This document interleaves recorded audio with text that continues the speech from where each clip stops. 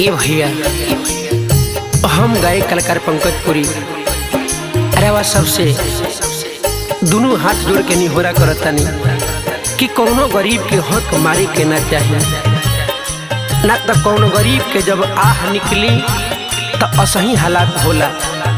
आई सभे ए गाना के माध्यम से सब सुनी जा। हक गरीब के मारी रहबा ना कुशल, जा दिन समैया तहारा से रूसल।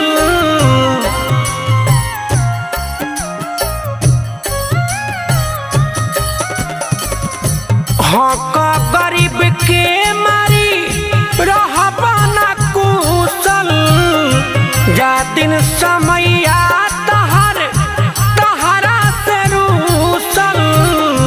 मर जाइब फंदा लगा के तुहर बेटी बियाहल जाई है, चंदा लगा के तुहार बेटी बियाहल जाई है, चंदा लगा के।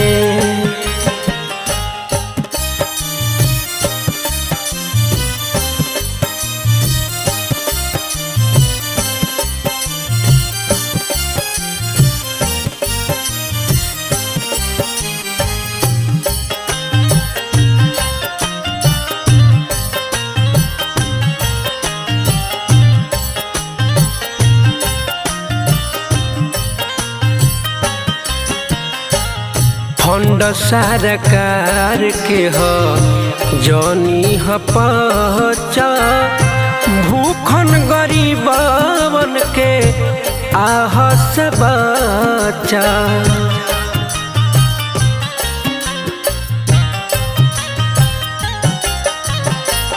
फंड सरकार के हो जनी ह पचा, भूखन गरीबन के आह से बचा।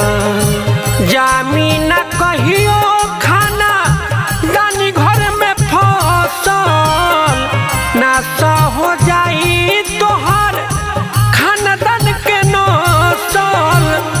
जईबन कंधा लगा के तोहर बेटी बियाहल जाई है, चंदा लगा के तोहार बेटी बियाहल जाई है, चंदा लगा के।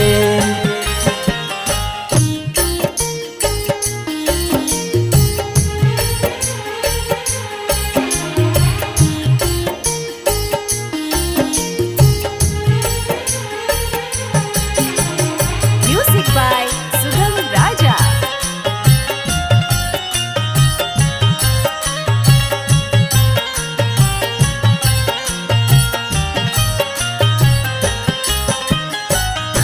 बाटे निहोरा अपन झोरा न भर, ऊपर वाला से सने ही तू डरा।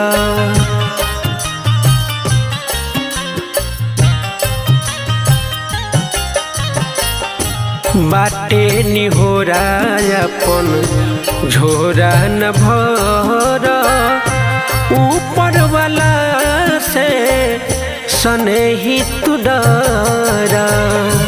पंकज पुरी के जे मन बना बात हो, देर नहीं लागी धन दौलत रात हो। का कर सुबह के तुहर बेटी बियाहल जाई है, चंदा लगा के तुहार बेटी बियाहल जाई है, चंदा लगा के।